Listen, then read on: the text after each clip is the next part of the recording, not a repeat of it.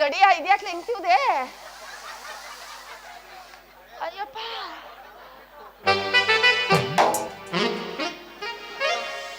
ಮೊದ್ಲು ಅದನ್ನೇ ಆನ್ ಮಾಡ್ಕೊಂಡ್ ಬಂದೆ ಇಲ್ಲಿ ಬಂದು ತಿವುದೇವ ಹೆಂಗ್ಸ್ರ ಬುದ್ಧಿ ತೋರ್ಸ್ಬಿಟ್ಟಲ್ಲೇ ಅಲ್ಲ ಕಣೆ ನಿನ್ನೆಲ್ಲ ನನ್ ಜೊತೆಲಿ ಲಲ್ಲೆ ಹೊಡ್ಕೊಂಡು ಚೆಲ್ಲಾಟ ಆಡ್ಕೊಂಡು ತಪ್ಕೊಂಡು ಕುಣ್ಕೊಂಡು ಮೆರ್ಕೊಂಡು ಆಡ್ಕೊಂಡು ಬಂದೆ. ಇವತ್ತು ಆ ನನ್ ಮಗ ಪರಮೇಶಿ ಒಂದಿನ ಸಂಟ್ ವ್ಯಾಪಾರ ಮಾಡ್ತಾನೆ, ಒಂದಿನ ಕಟಿಂಗ್ ವ್ಯಾಪಾರ ಮಾಡ್ತಾನೆ, ಒಂದಿನ ಗಂತ್ಕಡಿ ವ್ಯಾಪಾರ ಮಾಡ್ತಾನೆ. ಸಾಲದು ಅಂತ ಗಾರೆ ಕಲ್ಸಿಗೆ ಬಾಣ್ಲಿ ಗುದ್ಲಿ ಎಲ್ಲ ಹಿಡ್ಕೋಯ್ತಾನೆ. ಗಾರೆ ಕೆಲ್ಸಕ್ಕೆ ಹೋಯ್ತಾವ್ ಅವನು. ನನ್ನ ಹತ್ರ ಈ ವಿಷಯ ಹೇಳಲೇ ಇಲ್ವಲ್ಲ ಅವನು.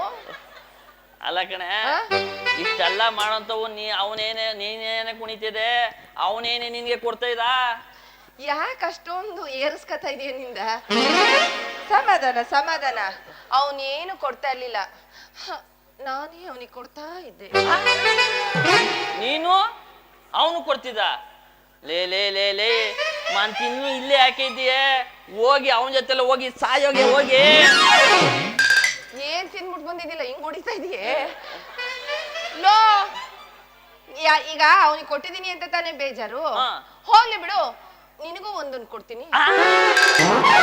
ಅವನು ಕೊಟ್ಟಿ ನನ್ಗೂ ಕೊಟ್ಟಿಯ? ಏನ್ ಗೋಪಾಲ್ಪುರ ರಸ್ತೆಯಲ್ಲಿ ಮಾರಕ್ಕೆ ನಿಂತ್ಬಿಟ್ಟಿದ್ಯಾ? ಅಲ್ಲ ಕಣೋ ಗೋಪಿ, ನಾನು ಯಾರಿಗೆ ಕೊಡ್ತೀನಿ ಅಂತ ಹೇಳಿರೋದು? ನೀನಿಗೂ ಪರಮೇಶಿಗೂ ಇಬ್ರಿಗೆ ತಾನೇ ಕೊಡ್ತೀನಿ ಅಂತ ಹೇಳಿರೋದು. ನಾನೇನ್ ಗೋಪಾಲ್ಪುರದಲ್ಲಿರೋ ಗಂಡೆಕ್ಳಿಗೆಲ್ಲ ನಾ ಕೊಡ್ತೀನಿ ಅಂತ ಹೇಳಿದೆ?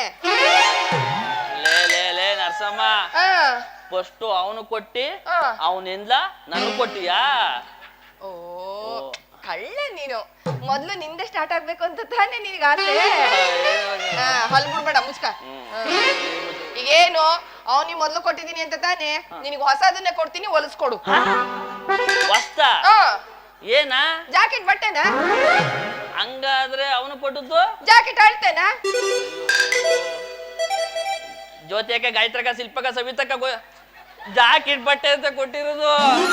ನಾನೇನು ಅನ್ಕೊಂಡ್ಬಿಟ್ಟಿದ್ನಲ್ಲಪ್ಪ.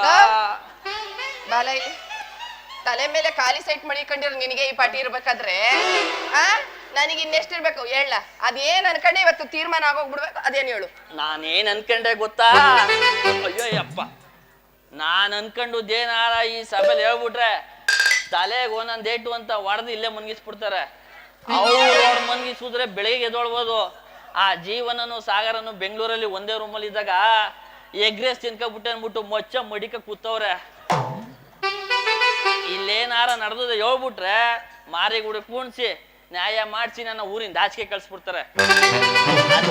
ಅದಕ್ಕೆ ಅರೆಗಣ್ಣ ಕಟ್ಟೆ ಕಡೆ ಕಬ್ಬು ಗದ್ದೆಗೆ ನೀರ್ ಕಟ್ಟಕ್ ಹೋಯ್ತಾವನೆ. ನಮ್ ಚಿಕ್ಲಿಗಣ್ಣ ಚೇತು ಅಡ್ಕೆ ಮರದಂಡಲ್ಲಿ ಒಂದ್ ಚಪ್ಪಡಿ ಕಲ್ಲು ಹಾಕವನೆ. ಇಲ್ಲಿ ಏನ್ ಅನ್ಕೊಂಡೆ ಅನ್ನೋದ ಅಲ್ಲಿ ಡೀಟೇಲ್ ಆಗಿ ಹೇಳ್ತೀನಿ, ಬಾ ಓಮ.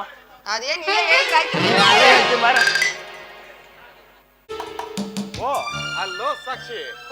ರವಿ ಅವರು, ನೀವೇನಿಲ್ಲಿ? ಎಲ್ಲೋ ಹೊರಟಾಗಿರದೆ?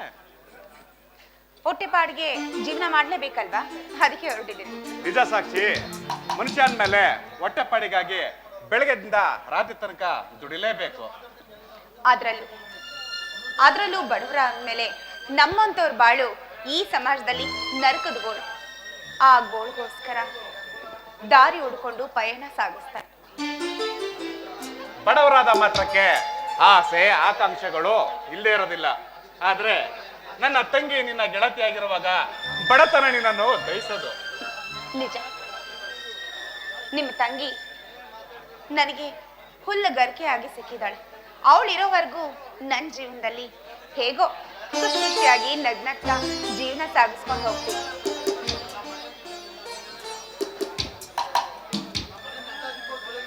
ನಮ್ಮ ಮನೆಯ ನಂದಾದೀಪವಾಗಿ ಬೆಳಗಲೆಂದು ನನ್ನನ್ನ ರವಿಯವರೇ ಮುಂದಕ್ಕೆ ಹೇಳಿ. ನಿನ್ನನ್ನ ನಮ್ಮ ಮನೆ ಬೆಳಗೋ ಮಹಾಲಕ್ಷ್ಮಿಯಾಗಿ ಸೊಸೆಯಾಗಿ ಸ್ವೀಕಾರ ಮಾಡ್ಬೇಕಂತ ತೀರ್ಮಾನ ಮಾಡಿದ್ದಾಳೆ. ಅದು ನೀವಲ್ವಲ್ಲ, ನಿಮ್ ತಂಗಿ ತಾನೆ? ನಾವು 3 ಜನ ಸೇರಿ ತೀರ್ಮಾನ ಮಾಡಿದ್ದೀವಿ. ನೀವು 3 ಜನ ನನ್ನನ್ನ? ಒಂದ್ ನಿಮಿಷ ಇರಮ್ಮ. ನಮ್ಮ 3 ಜನ ಅಂತಂದ್ರೆ ನೀನು ಮತ್ತೆ ನನ್ನ ತಂಗಿ ಸಂಧ್ಯಾ. ಯಾರು ನಾವು ಒಪ್ತಿರೋ ಅವರ ಮನದ ರಾಣಿಯಾಗಿ ನೀ ಬರ್ತೀಯ. ನಾನು ನಿಮ್ಮನ್ನೇ ಒಪ್ಕೊಂಡ್ರೆ? ನನ್ನಂತ ಅದೃಷ್ಟಶಾಲಿ ಇನ್ನೊಬ್ಬ ಇಲ್ಲ ಅಂತ ತಿಳ್ಕೊಳ್ತೀನಿ. ಅದೃಷ್ಟಶಾಲಿ ನಾನು ನಿಮ್ಮ ಚರಣದಾಸಿಯಾಗಿ ನಿಮ್ಮ ಸೇವೆ ಮಾಡ್ತಾ ನಿಮ್ಮ ಮನೆಯ ಸೊಸೆಯಾಗಿ ಬಂದು ನಿಮ್ಮ ತಂಗಿ ಸಂಧ್ಯಾಗೆ ದಾಸಿಯಾಗಿ ಸೇವೆ ಮಾಡ್ತೀನಿ. ಅಂದಂಗೆ ಸಾಕ್ಷಿ, ನನ್ನ ತಂಗಿ ಸಂಧ್ಯಾ ನಿನ್ನನ್ನ ಯಾರಿಗೆ ಅಂತ ಹೇಳಿ ತನಕ ನಮ್ಮಿಬ್ಬರ ಪ್ರೀತಿ ಗುಟ್ಟಾಗೇ ಇರಲಿ. ಹಾಗೆ ಆಗಿ ಸಾಕ್ಷಿ,